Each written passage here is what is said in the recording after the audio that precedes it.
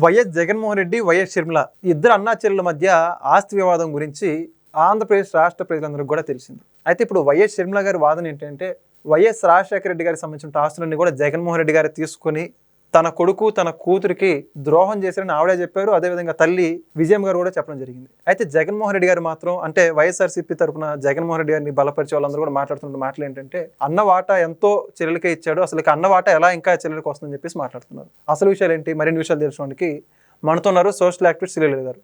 నమస్కారం. నమస్తే అండి. ఈ మధ్య వైఎస్ఆర్సీపీ వాళ్ళు జగన్మోహన్ రెడ్డి సపోర్ట్ చేసే వాళ్ళందరూ కూడా ఏం మాట్లాడుతున్నారంటే అసలుకి జగన్మోహన్ రెడ్డి ఇవ్వాల్సిన దానికన్నా ఎక్కువ ఇచ్చాడు, షర్మిల గారికి చేయాల్సిన దానికన్నా ఎక్కువ చేశాడు ఒక చెల్లెలుగా. ఇంకా షర్మిల గారి ఆస్తులు అనుభవిస్తూ జగన్మోహన్ రెడ్డి గారిని తిడుతుంది. షర్మిల గారికి ఒక వైఎస్ విజయం గారి సపోర్టు. అయితే జగన్మోహన్ రెడ్డి గారిని ఒంటరిని చేసేశారు అని చెప్పేసి మాట్లాడుతున్నారు. అసలు షర్మిల గారు ఏం మాట్లాడుతున్నారంటే అసలు జగన్మోహన్ రెడ్డి గారు అనుభవించే ఆస్తులు మొత్తం ఎవరు అని చెప్పేసి వీళ్ళు ప్రశ్నిస్తున్నారు. మొత్తానికి అంశం గురించి మీ మాటలే ఉంటారు. ఇక్కడ ఇప్పుడు మీరు అంటున్నట్లుగా వైఎస్ఆర్సీపీ పార్టీ వాళ్ళు ఏమంటున్నారు, షర్మిల గారిని ఇవ్వాల్సిన దానికంటే ఎక్కువే ఇచ్చాడని. అసలు నీకు చేయాల్సిందంతా చేసేసిన తర్వాత కూడా ఇంకా జగన్మోహన్ రెడ్డి ఆస్తుల కోసం నువ్వు అడుగుతున్నావు అంటున్నారు. వీళ్ళు ఏ విషయమైనా చూసుకోండి, ఈ రోజున ఆస్తుల వివాదమే కాదు, రాజకీయంగా చూసుకోండి, వాళ్ళ పరిపాలనా పరంగా చూసుకున్న ఎక్కడా కూడా ద్వంద్వ వైఖరి. చేయకుండానే చేసేసామంటారు, అసలు చేసిన తప్పులు అడుగుతుంటే మాకు సంబంధం లేదంటారు. అలాంటి వ్యక్తులందరూ అలాంటి వాళ్ళే, ద్వంద్వ వైఖరి. ఈ రోజున షర్మిల ఏం చేసింది అది మర్చిపోయారా వాళ్ళు? ఏ ఆడపిల్ల చేయలేని పని అంతా చేసిందా లేదా? జగన్మోహన్ రెడ్డి గారి కోసం కాలికి బలపం కట్టుకొని తిరిగింది ఆవిడ రాష్ట్ర వ్యాప్తంగా. మరి వైఎస్ విజయలక్ష్మి గారు కూడా ఒక చేతిలో బైబిల్ పట్టుకొని ఆవిడ కూడా తిరిగినట్టుంది. నా కొడుకు మంచాడు, అన్యాయంగా అరెస్ట్ చేశారు అని. ఈ విధంగా చెప్పుకుంటూ వెళ్తే ఆంధ్ర రాష్ట్ర ప్రజల కర్మగాలి వీళ్ళిద్దరు తిరగటం వల్ల ఒక నరరూప రాక్షసుని సీఎం చేశారు 2019లో. మరి ఈ రోజున జగన్మోహన్ రెడ్డి స్వయంగా ఎంఓయూ రాసిచ్చి అదే ఎంఓయూ మీద తను కోర్టుకు వెళ్ళటం ఎంత విచిత్రంగా ఉంది చెప్పండి. బాబాయ్ గొడ్డలిపోటు విషయంలో కూడా అంతే చేశాడు కదా. తనే సిబిఐకి చెప్పి మళ్ళా తనే వెనక్కి తీసుకున్నాడు. తను 5 ఏళ్ళు అధికారంలో ఉండి మరి ఆ కేసును ముందుకెందుకు తీసుకెళ్లేదు? మరి మీరు చెప్పినట్లుగా సునీత గారిదే తప్పు అయితే మరి జగన్మోహన్ రెడ్డి ఆ రోజు శిక్ష వేయొచ్చుగా. ఇలాగా వీళ్ళు ఏది చేసినా కూడా తప్పు ఎదుటి వాళ్ళ మీద నెడతారు తప్పించి వాళ్ళు ఒప్పుకోరు. షర్మిల ఏమడుగుతుంది, తన తండ్రి కష్టార్జితం అంటుంది. మనం ఏమంటున్నాం, అమ్మ కష్టపడలేదులే, జనాల కడుపు కొట్టి సంపాదించింది అని మనం అంటున్నాం. ఎవరో ఎట్లా చేసినా మనకు అనవసరం. కానీ ఇక్కడ దీనివల్ల జగన్మోహన్ రెడ్డి ఇమేజ్ డ్యామేజ్ అయిందా లేదా అది కావాలి ప్రజలకు. ఈ రోజున అసలు అతని నిజస్వరూపం ఏంటనేది ప్రజలకు తెలియజెప్పటమే మన బాధ్యత. ఎందుకంటే ఒక వ్యక్తి మళ్ళీ నేను వస్తే అధికారంలోకి 2029లో ఏం చేస్తానంటున్నాడండి? పోలీసులు బట్టలు ఉడదీస్తానంటున్నాడు, సప్త సముద్రాల అవతలన లాక్కొస్తానంటున్నాడు, రిటైర్డ్ అయినా వదిలిపెట్టినంటున్నాడు. వాళ్ళ సైకో పనులు చేస్తే పోలీసుల చేత వాళ్ళకి సారీ చెప్పిస్తానంటున్నాడు, ఎవరిని వదిలిపెట్టినంటున్నాడు, రక్తంతో హోళీ చేస్తానంటున్నాడు. 1 కాదు 2 కాదు, వాళ్ళు నోట పలుకుతున్నారు ఏం చేస్తామనేది. మరి అలాంటి వ్యక్తి రాకుండా ఉండాలంటే ఈ రోజున ఆ మనిషి ఇంట్లో వ్యక్తులకి న్యాయం చేయడు, కన్న తల్లికి, సొంత చెల్లికి, ఇంకొక బాబాయ్ కూతురు, ఇంకో చెల్లికి, ఇంకెవ్వరికి కూడా న్యాయం చేయని వ్యక్తి ఆంధ్ర రాష్ట్ర మహిళలకి, ప్రజలకి న్యాయం చేస్తాడా? అయితే ఇప్పుడు చూసుకుంటే జగన్మోహన్ రెడ్డి గారు అన్ని ఆస్తులు కూడా ఆయనమని చెప్పేసి వాళ్ళు చెబుతున్నారు. వైఎస్ విజయమ్మ గారు అంటే కన్న తల్లి ఏమో అవి మొత్తం రాజశేఖర రెడ్డి గారికి సంబంధించిన ఎంఓఈ ప్రకారం పంచాలని చెబుతున్నారు.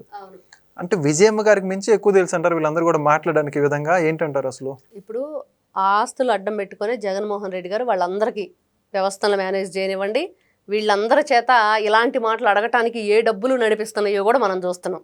మరి ఇప్పుడు ఆయన దగ్గర నుంచి ఆ డబ్బులు వెళ్ళిపోతే రేపు వీళ్ళు తలా ఒక ఎమ్మెల్యే సీట్ ఇవ్వాలి. గెలుస్తారో గెలవరో అందరికీ తెలుసు. గెలవపోయినా కూడా ఎమ్మెల్యేలు నిలబెట్టాలి, ఎంపీలు నిలబెట్టాలి, వాళ్ళకి డబ్బులు ఖర్చు పెట్టాలి.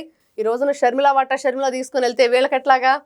వీళ్ళ వాటా వీళ్ళు కూడా చూసుకోవాలి కదా. అది వీళ్ళ బాధ. ఇప్పుడు ఏంటంటే కొట్టేసిన సొమ్మ దొంగలు ఊళ్ళు దొంగలు పంచుకున్నట్లుగా పంచుకున్నారా, ఇవన్నీ పక్కన పెడితే ఈ రోజున వాళ్ళు ఎందుకు అసలు వత్తాస వేసుకొని వస్తున్నారు వైఎస్ఆర్సీపీ పార్టీ నేతలు? మన కూడా అంది కుక్కలానంది షర్మిల గారు. మరి వాళ్ళు ఎందుకు వత్తాస వేసుకొని వస్తున్నారంటే ఇది అసలు కారణం. ఇదంతా కూడా దోపిడీ సొమ్ము. రేపు వాళ్ళు వాటాలు వేసుకోవాలంటే ఈ రోజున వీళ్ళు తీసుకుంటే వీళ్ళ వాటా రేపు మా వాటాలో తగ్గిద్ది కదా అనేది వాళ్ళ భయం. అందుకే వాళ్ళు ఈ విధంగా మాట్లాడుతున్నారు. ఖచ్చితంగా ఇదే వీళ్ళంతా ఒక దొంగల ముఠ. ఈ వైఎస్ఆర్సీపీ పార్టీ జగన్మోహన్ రెడ్డి గారు ప్లస్ ఆయన కింద పనిచేసిన గతంలో ఎమ్మెల్యేలు, ఎంపీలు దోచుకు తిన్నారు రాష్ట్రాన్ని. మరి ఆ దోచుకు తిని ఈ రోజుకి కూడా ఇంకా ఈ ఆస్తులు, కుటుంబాలు, ఈ తగాదలు, మరి వీళ్ళు దీన్ని పెట్టుకొని బయటకు వచ్చేసి ఒకరి మీద ఒకరు ఈ విధమైన ఆరోపణలు చేసుకోవటం, మరి కుక్కలో నక్కలో పిల్లులు అని చెప్పి తిట్టుకోవటం ఇవన్నీ చూస్తున్నాం. కానీ వైఎస్ విజయలక్ష్మి గారు చెప్పింది ఒకటే ఏంటంటే, అది బిడ్డలిద్దరూ కళ్ళెదురుగా కొట్టుకుంటుంటే ఏ తల్లికైనా బాధగానే ఉండిద్ది.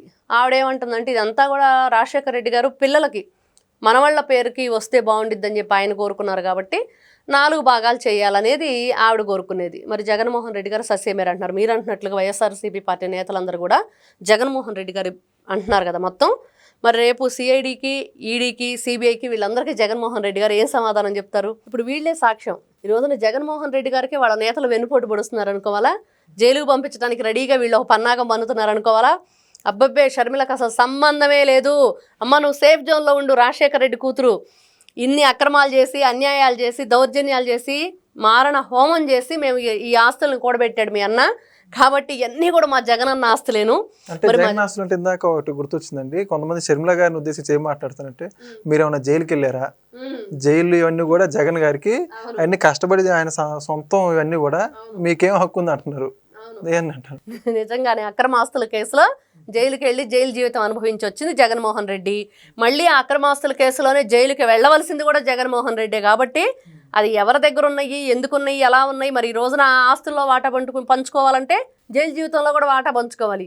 అందుకనే రాజశేఖర రెడ్డి గారి మీద అభిమానంతో వీళ్ళందరూ కూడా ఏమంటున్నారంటే, అరే అసలు అమ్మ నువ్వు మా రాజశేఖర రెడ్డి కూతురివి, నన్ను చూసాం రాచమల్లు శివప్రసాద్ రెడ్డి. మరి ఆయన అంటున్నాడు, అమ్మ నువ్వు కుక్కలన్నా మేము పడతాం, నక్కలన్నా మేము పడతాం, పిల్లులన్నా కూడా మేము పడతాం అని చెప్పాడు. అది భలే కామెడీగా ఉంది అసలు వీళ్ళ మాటలు. వీళ్ళు అయితే నువ్వు మాత్రం ఆస్తుల గురించి మాత్రం అడక్కు, మళ్ళీ నువ్వు కూడా జైలుకి వెళ్ళాలి మీ అన్నతోటి అని చెప్పేసి ఆయన ఇండైరెక్ట్గా చెప్పాడు. కాబట్టి వీళ్ళందరూ కూడా ఒకటే అనుకుంటున్నారు ఏంటంటే, జైలు జీవితం అనుభవించి వచ్చిన జగన్మోహన్ రెడ్డి మరి ఆస్తులన్నీ కూడా ఆయనవేను. రేపు ఒకవేళ ఈ అక్రమాస్తుల కేసులో జైలుకి వెళ్ళవలసి వచ్చినా కూడా సతీ సమేతంగా జగన్మోహన్ రెడ్డి గారే వెళ్ళాలి తప్పించి తల్లికి చెల్లికి సంబంధం లేదు. మళ్ళీ ఇంకో తరం ఉన్న పిల్లల్ని కూడా ఎందుకు దీంట్లో ఇన్వాల్వ్ చేస్తారు అన్నట్లుగా ఉంది. మరి అసలుకి మీ మద్దతు ఎవరికంటారు? ఇప్పుడు వైఎస్ విజయమ్మ గారు లేఖల ద్వారా అనేది అర్థమైంది, అంటే కోర్టులో పిటిషన్ దాఖలు చేసిన ఎన్ని కూడా అర్థమవుతుంది. జగన్మోహన్ రెడ్డి గారి తరఫున ఏం చేశారని వాళ్ళ ఆస్తులు చట్టం మొత్తం వాళ్ళ నాయకులు చెప్తున్నారు. అంటే దాదాపు ప్రజలకు కూడా ఏంటి ఆస్తులు కాదు అని చెప్పి చాలా వరకు అర్థమైపోయింది ఏ అంశాల పట్ల అని చెప్పేసి.